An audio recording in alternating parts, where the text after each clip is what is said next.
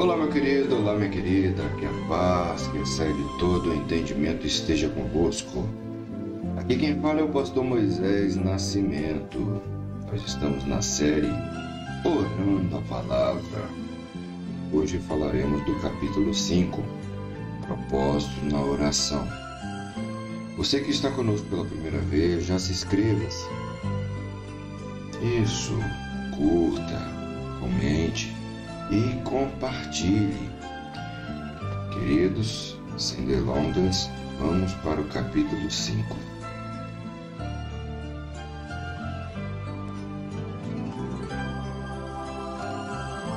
A oração da fé é o único poder no universo ao qual o grande Jeová cede. A oração é um soberano remédio, de Robert Hall. A igreja empenhada na aquisição de poder temporal havia quase abandonado seus deveres espirituais e seu império, que se repousava sobre as fundações espirituais. Estavam desmoronando com sua decadência e ameaçava desaparecer com a visão sem solidez. Leia Skizington.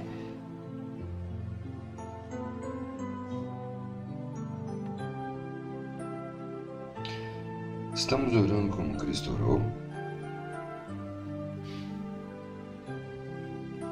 Permanecemos nele? Nosso espírito e pleitos são transbordar de seu espírito e pleitos? O amor rege o espírito, o perfeito amor.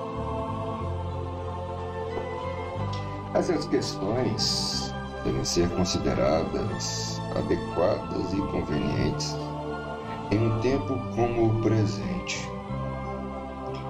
Nós, de fato, receamos que estejamos fazendo qualquer outra coisa mais do que orando. Essa não é uma era de orações, uma era de grande atividade, de grandes movimentações, mas uma era em que se tende fortemente a enfatizar o visível e o material e a negligenciar e desconsiderar o invisível e o espiritual. A oração é a maior de todas as forças, porque ela honra a Deus e leva a mudar ativamente. É impossível haver um substituto viral para a oração.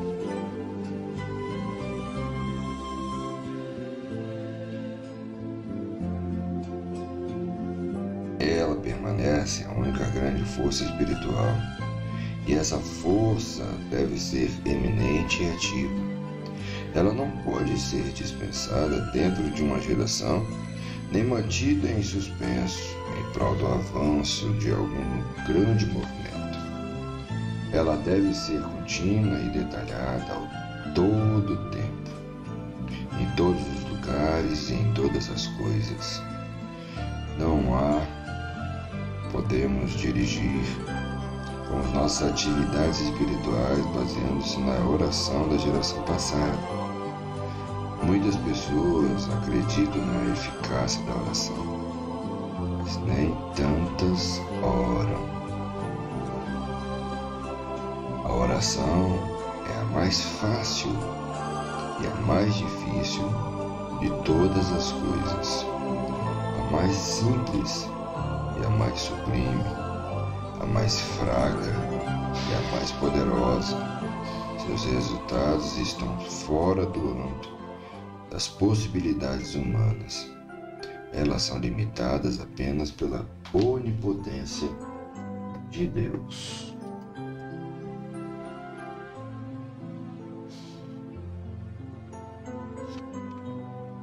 Poucos cristãos chegam a ter mais que uma vaga ideia do poder da oração. Ainda menos cristãos chegam a ter qualquer experiência com esse poder. A igreja parece quase totalmente inconsciente do poder de Deus que Ele colocou em suas mãos. Carta branca espiritual para os recursos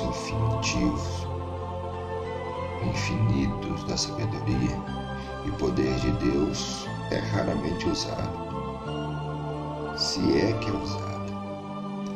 Nunca é usada até a medida máxima de honrar a Deus.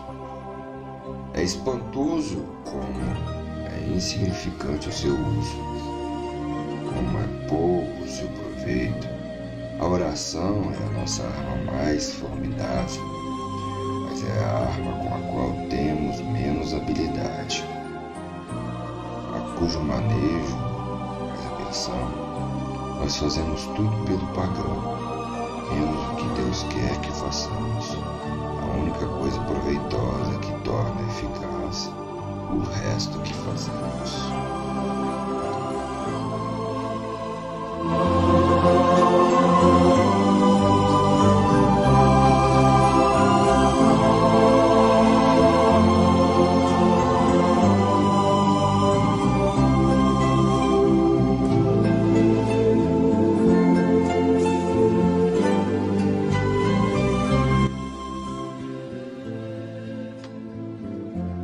Formar-se na escola da oração é conhecer a fundo todo o curso de uma vida religiosa.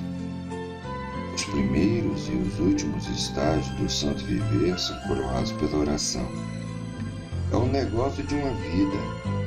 Os atrasos na oração são atrasos na vida santa. As condições da oração são as condições de justiça, santidade e salvação. O imbecil no ofício da oração é um desastrado no ofício da salvação. A oração é um ofício a ser aprendido. Devemos ser aprendizes e investir nosso tempo nisso. Requer-se um cuidado meticuloso, muita reflexão, prática e trabalho para ser um profissional habilidoso na oração. A prática nesse, bem como em todos os outros ofícios, traz a perfeição. Mãos e corações laboriosos apenas trazem proficiência esse ofício celestial. Apesar dos benefícios e bênçãos que fluem da comunhão com Deus, deve-se fazer a triste confissão de que nós não estamos orando muito. Um número muito pequeno está à frente, em oração nas reuniões. Menos ainda oram em família. Menos ainda têm o hábito de orar regularmente, em particular. Reuniões especiais de oração são raras, como geada no verão. Em muitas igrejas não há sequer o nome ou a aparência de uma reunião de oração. Nas igrejas das grandes e pequenas cidades, as chamadas reuniões de oração, na verdade, não são reuniões de oração. Um sermão ou uma palestra é a característica principal. A oração é um acessório nominal. Nosso povo não é, em essência, um povo de oração. Suas vidas deixam isso evidente. A oração e uma vida santa são uma só coisa. Elas agem e reagem mutuamente. Nenhuma delas pode sobreviver sozinha. A ausência de uma é a ausência da outra. O monge detupou a oração, substituiu a oração por superstição, uma vida santa por rotina e cerimônia ridícula. Corremos o perigo de substituir a oração e a vida santa por trabalho eclesiástico e uma incessante rodada de atividades espetaculosas. Uma vida santa não vive num lugar secreto. Não pode viver sem lugar secreto de oração. Se exemplo estabelecido, sem uma vida santa. Seria um quarto sem a presença de Deus. Colocar os santos de todos os lugares para orarem é a maior parte do esforço apostólico e a chave do sucesso apostólico. Jesus Cristo se empenhou por fazer isso nos dias de seu ministério pessoal. Ele foi movido por infinita compaixão dos maduros campos da terra, que pereciam por falta de trabalhadores, e interrompendo sua própria oração, ele tenta despertar para a oração as sensibilidades dormentes de seus discípulos ao encarregá-los do seguinte: rogai, pois, ao Senhor da seara que mande ceifeiros para a sua seara. Mateus 9,38. Ele lhes falou uma parábola para esse fim, que homens deveriam sempre orar. Antes do Pentecoste, os apóstolos podiam vislumbrar um pouco da grande importância da oração. Porém, no Pentecoste, a vinda e o preencher do Espírito Santo elevou a oração à sua vital e dominante posição no Evangelho de Cristo. Agora, o chamado de oração para cada santo é o chamado mais alto e exigente do Espírito. A piedade de todos os santos é criada, refinada e aperfeiçoada pela oração. O Evangelho anda a passos tímidos e lentos quando os santos não estão orando por muito tempo, desde cedo até a tarde. Onde estão os líderes parecidos com Cristo que podem ensinar os santos modernos como orar e colocá-los a fazer isso? Nossos líderes sabem que estamos criando um grupo de santos que não oram? Onde estão os líderes apostólicos que podem colocar o povo de Deus para orar? Que eles venham à frente e façam a obra, e ela será a maior obra que se pode ser feita. Um aumento no número de facilidades educacionais e um grande aumento de força monetária será uma pior maldição para a religião, caso não sejam santificados por mais e melhor oração que estão fazendo. Não haverá mais orações se seguirmos o curso natural das coisas. A campanha pelo 20º ou 30º século não ajudará nossas orações, mas atrapalhará se formos descuidados. Nada além de um esforço específico, feito por uma liderança que ora, servirá para algum proveito. Apenas líderes que oram podem ter seguidores que oram. Apóstolos que oram geram santos que oram. Um púlpito que ora gera bancos de igreja que oram. Precisamos muitíssimo de alguém que se disponha aos santos nessa ocupação de orar. Somos uma geração de santos que não oram. Santos que não oram são um bando de miseráveis de santos que não tem maior dor, nem beleza, nem o poder dos santos. Quem restaurará esse ramo? Os maiores reformadores e apóstolos serão os que conseguirem dispor a igreja para orar. No passado, homens santos mudaram o curso dos acontecimentos, revolucionaram o caráter e o país pela oração. Tais realizações ainda são possíveis para nós. O poder só está esperando ser usado. A oração é simplesmente a expressão da fé.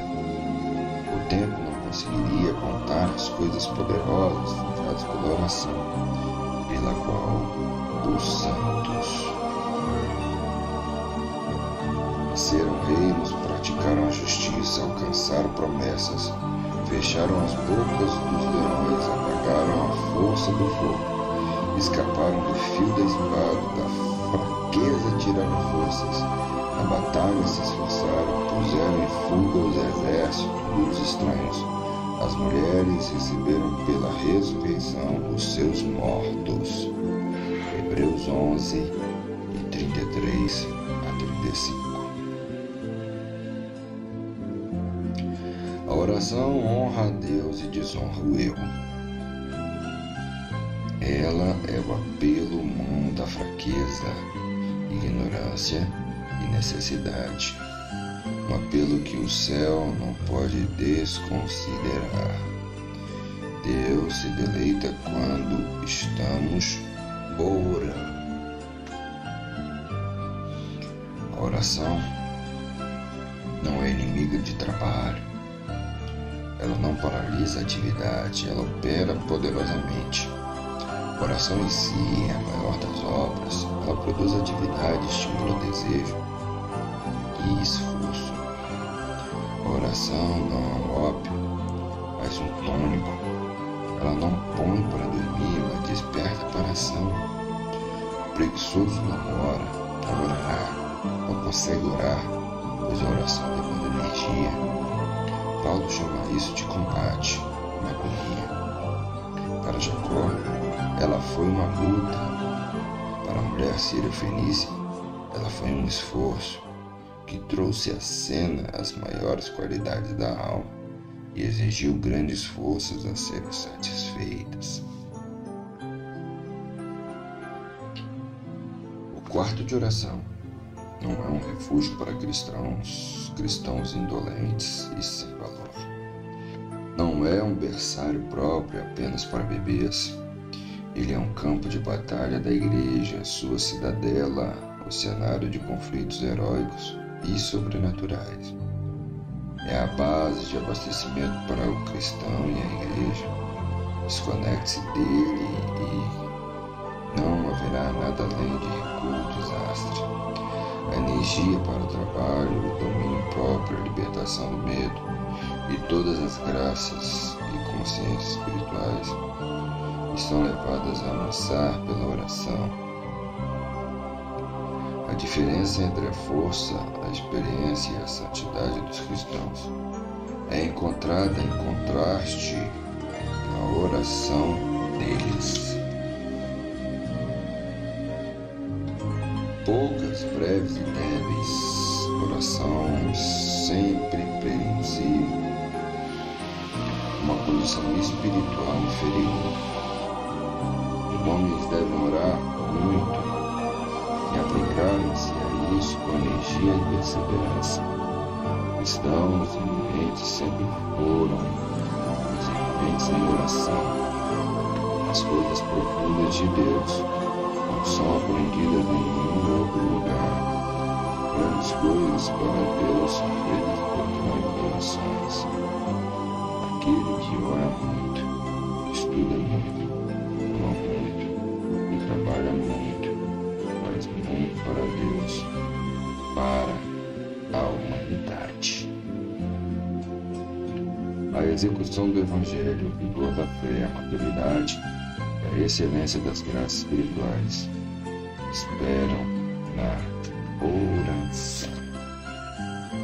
É isso, queridos, finalizamos aqui o capítulo 5. Você não se inscreveu, se inscreva no canal, curta, comente, compartilhe com seus amigos. Chame mais pessoas para aprender conosco sobre o propósito na oração. Que Deus abençoe sua vida em Cristo Jesus. Amém.